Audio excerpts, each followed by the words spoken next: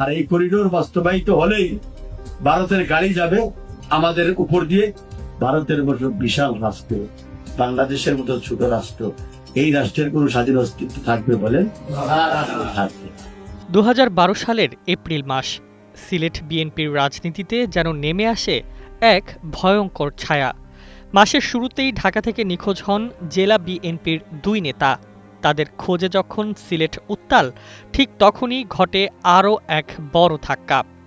ঢাকার বনানী থেকে নিখোঁজ হন তৎকালীন কেন্দ্রীয় সাংগঠনিক সম্পাদক ও সিলেট বিএনপির প্রভাবশালী নেতা এম ইলিয়াস আলী। সঙ্গে ছিলেন তার গাড়ি চালক আনসার আলী। নগদ নিয়ে এলো হার না মানা হার অফার। সর্বনিম্ন 10,000 টাকা রেমিটেন্স নগদে পাঠালে থাকছে স্বর্ণের হার জেতার সুযোগ। এরপর কেটে গেছে দীর্ঘ 14 বছর। সময়ের ধুলায় অনেক ঘটনা চাপা পড়লেও এই নিখোঁজ 4 জনের রহস্য আজও অমীমাংসিত। সিলেটের রাজনীতিতে যারা ছিলেন একসময় আলোচনার কেন্দ্রবিন্দু, তারা এখন শুধুই এক প্রশ্ন: তারা কি বেঁচে আছেন, নাকি ইতিহাসের অন্ধকার অধ্যায়ে হারিয়ে গেছেন? দলীয় সূত্র বলছে, নিখোঁজ ছাত্রদল নেতা ইফতেখার আহমদ দিনার এবং তার সহযোগী জুনেদ আহমেদ ছিলেন ইলিয়াস আলীর ঘনিষ্ঠ অনুসারী। তাদের নিখোঁজ হওয়ার মাত্র কয়েকদিন পরই ইলিয়াস আলী নিখোঁজ হন। সেই থেকেই সিলেট জুড়ে জন্ম নেয় গুরু শিষ্য গুম রহস্যের ভয়াবহ অধ্যায়।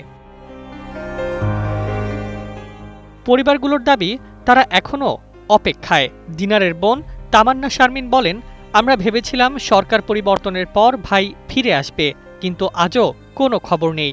শুধু অপেক্ষাই আমাদের সঙ্গী।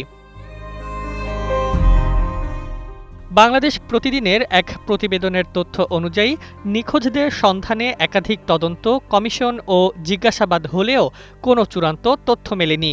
কিছু গোয়েন্দা ও সাবেক কর্মকর্তার জিজ্ঞাসাবাদে ইলিয়াস আলীর পরিণতি সম্পর্কে ভয়াবহ তথ্য উঠে এসেছে বলে দাবি করা হলেও আনুষ্ঠানিকভাবে কিছু নিশ্চিত হয়নি।